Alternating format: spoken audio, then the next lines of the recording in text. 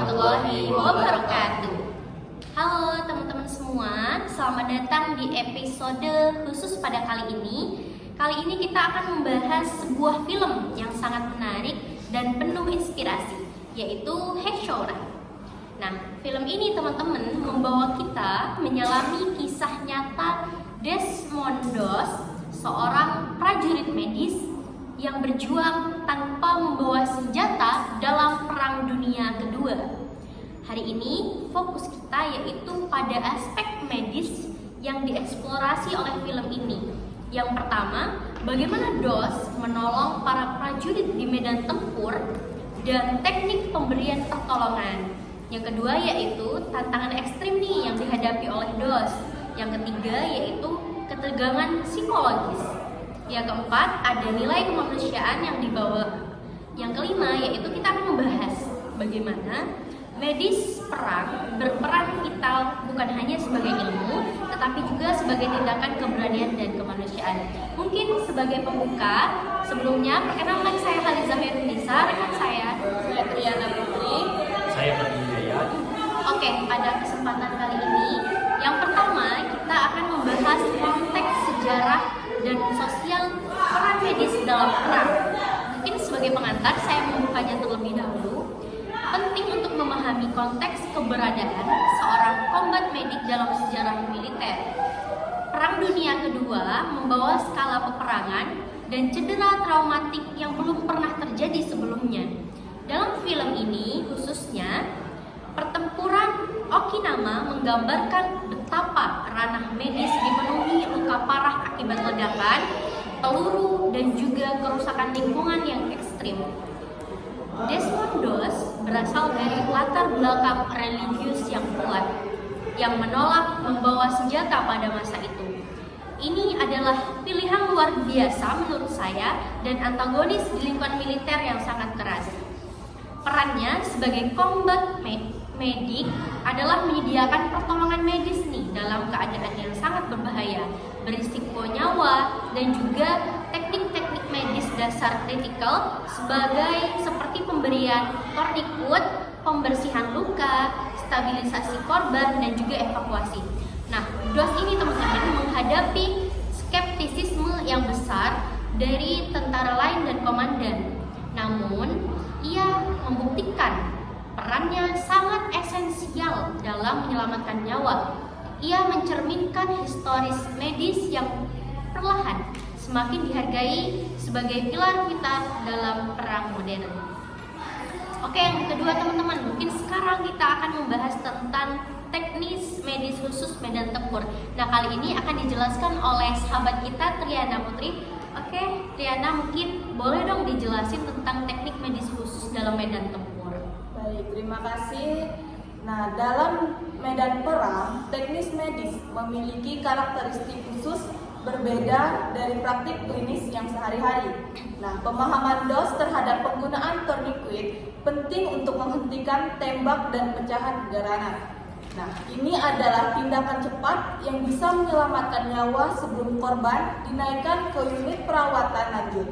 Selain tourniquet, Doss juga menerapkan teknik kontrolisasi infeksi sederhana dengan membersihkan dan menutup luka meskipun tanpa peralatan steril yang lengkap.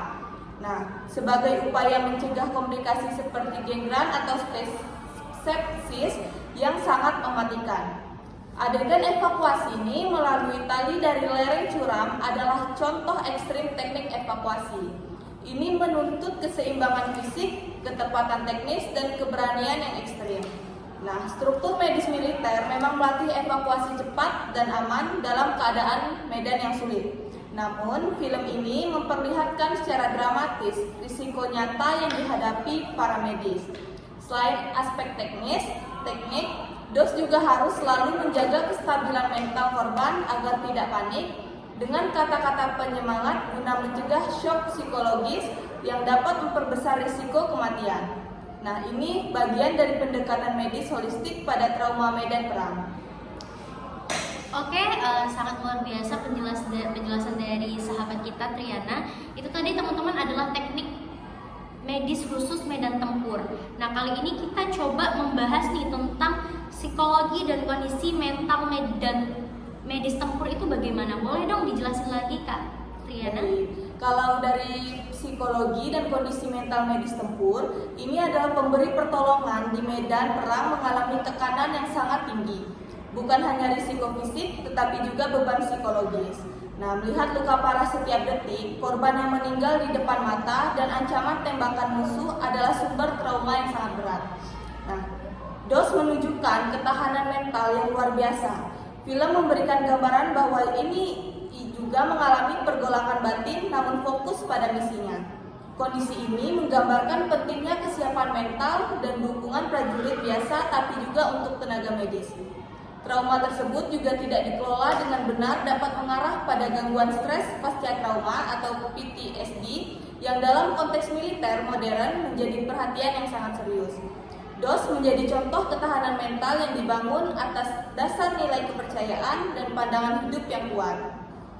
Nah, risiko medis dan kesaksian nyata, kisah nyata Desmond Doss menyebutkan bahwa selama evakuasi di Hacksaw Ridge, ia berhasil menyelamatkan sekitar 75 nyawa tanpa satupun menggunakan senjata untuk membela diri.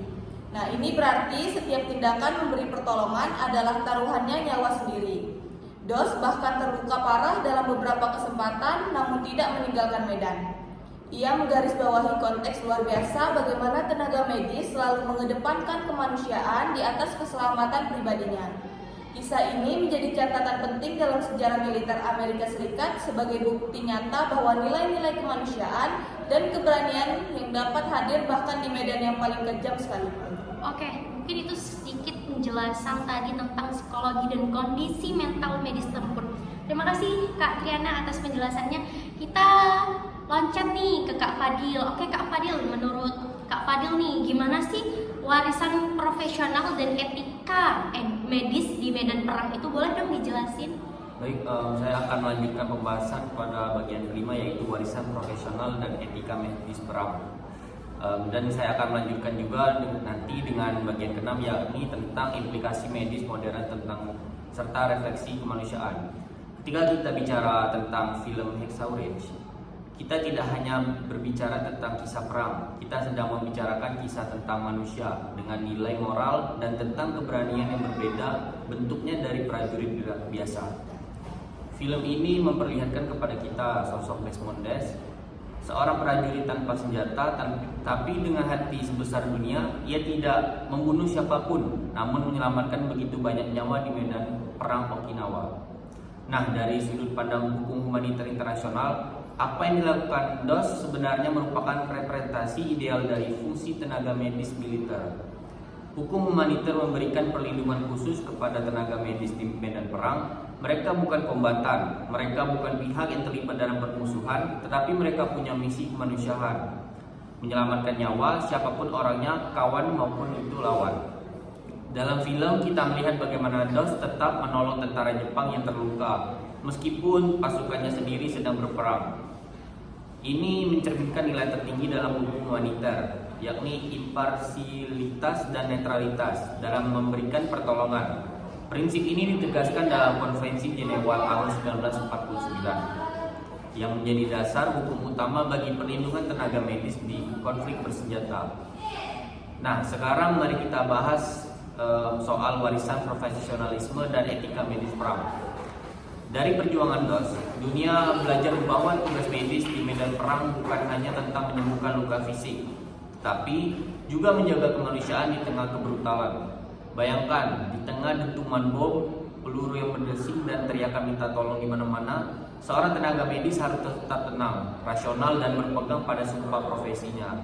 Nah, disinilah nilai profesionalisme medis diuji. Profesionalisme bukan hanya soal keterampilan teknis, tapi juga tentang integritas, moral, dan empati kemanusiaan.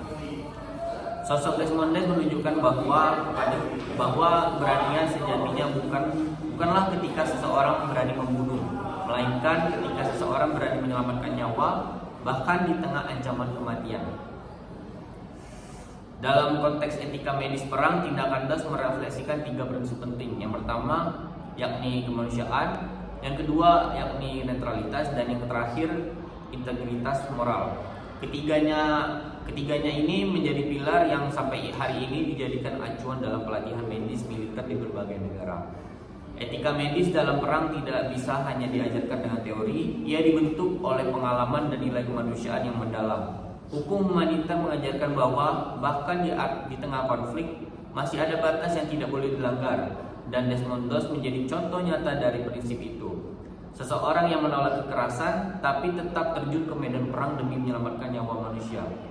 Kita juga bisa melihat implikasi profesional dari tindakan Doss terhadap pengembangan pelatihan medis modern.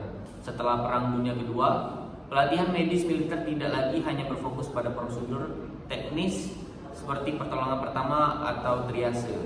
Kini pelatihan itu mencakup nilai-nilai moral, ketahanan psikologis, dan pengambilan keputusan etis di bawah tekanan ekstrim. Artinya, nilai yang diwariskan oleh Doss bukan sekedar kisah heroik untuk dikenang, tetapi menjadi fondasi sistem pelatihan medis militer di masa kini. Doss membuktikan bahwa moral courage atau keberanian moral adalah bagian yang tak terpisahkan dari profesionalisme medis perang. Ia tidak hanya melindungi tubuh manusia, tetapi juga menjaga martabat kemanusiaan itu sendiri.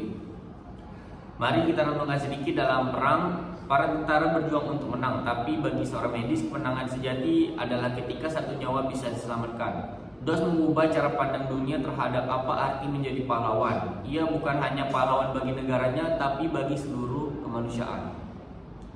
Warisan profesional seperti ini membuat profesi medis perang menjadi sesuatu yang lebih dari sekedar pekerjaan. Ia adalah panggilan nurani untuk menjalani tanpa membeda-bedakan. Sekarang mari kita kaitkan sedikit dengan etika hukum humaniter internasional seperti prinsip distinction, proportionality, dan necessity. Bukan hanya berlaku bagi tentara yang bertempur, tetapi juga bagi tenaga medis. Mereka harus memastikan bahwa tindakan medis tidak digunakan untuk keuntungan militer, tetapi murni untuk kemanusiaan. Ini sejalan dengan pasal 12 Konvensi Jenewa yang menegaskan bahwa personel medis tidak boleh diserang dan harus diperlakukan dengan hormat. Artinya, keberanian seperti Doss bukan hanya tindakan moral, tapi juga cerminan dari ketaatan terhadap hukum humaniter itu sendiri. Ia menjadi contoh bagaimana prinsip hukum bisa dihidupkan melalui tindakan nyata di lapangan.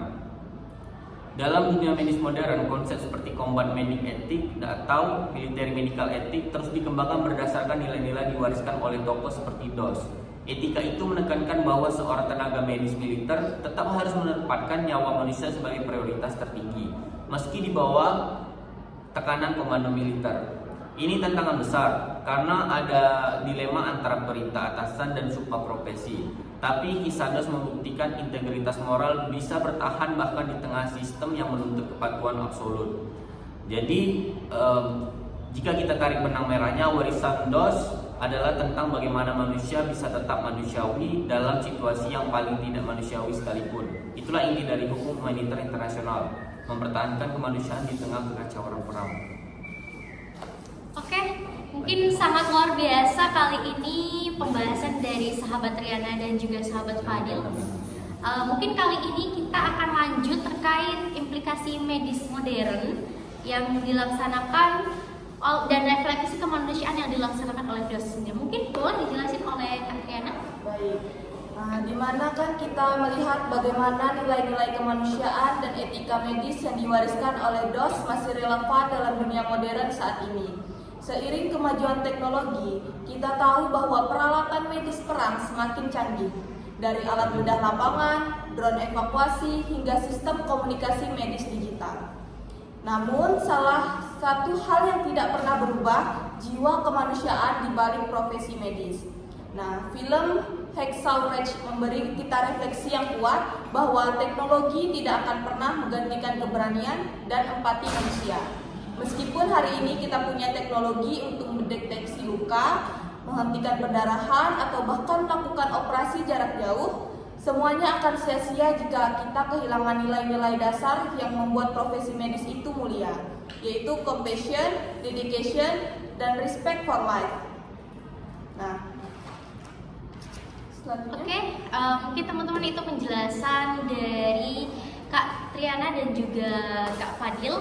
Pada kali ini teman-teman, podcast ini sangat luar biasa karena memberikan kita tentang pemahaman teknis medis khusus tentang medan tempur, konteks sejarahnya bagaimana, dan psikologi dan kondisi mental medis tempur, lalu warisan profesional dan etika medis perang bagaimana, dan juga ada juga tentang implikasi medis modern dan juga refleksi kemanusiaan. Ini bisa menjadi salah satu sejarah yang menurut kami juga luar biasa. Pada kali ini kami sampaikan terima kasih pada dua narsum kita yang sangat luar biasa. Mungkin teman-teman ini menjadi refleksi juga bagi kita dan juga sebagai pemahaman kita sebagai mahasiswa hukum. Oke, mungkin kali ini podcastnya cukup sampai di sini. Kami mohon maaf apabila ada kata yang salah. Kepada Allah kami mohon ampun. Bye-bye. Assalamualaikum warahmatullahi wabarakatuh. Yang kedua yakni netralitas, dan yang terakhir integritas moral. Ketiganya ini menjadi pilar yang sampai hari ini dijadikan acuan dalam pelatihan medis militer di berbagai negara. Etika medis dalam perang tidak bisa hanya diajarkan dengan teori, ia dibentuk oleh pengalaman dan nilai kemanusiaan yang mendalam. Hukum humaniter mengajarkan bahwa bahkan di tengah konflik masih ada batas yang tidak boleh dilanggar, dan Desmond Doss menjadi contoh nyata dari prinsip itu. Seseorang yang menolak kekerasan tapi tetap terjun ke medan perang demi menyelamatkan nyawa manusia. Kita juga bisa melihat implikasi profesional dari tindakan Doss terhadap pengembangan pelatihan medis modern. Setelah Perang Dunia Kedua, pelatihan medis militer tidak lagi hanya berfokus pada prosedur teknis seperti pertolongan pertama atau triase. Kini pelatihan itu mencakup nilai-nilai moral, ketahanan psikologis, dan pengambilan keputusan etis di bawah tekanan ekstrim. Artinya, nilai yang diwariskan oleh Doss bukan sekedar kisah heroik untuk dikenang, tetapi menjadi fondasi sistem pelatihan medis militer di masa kini.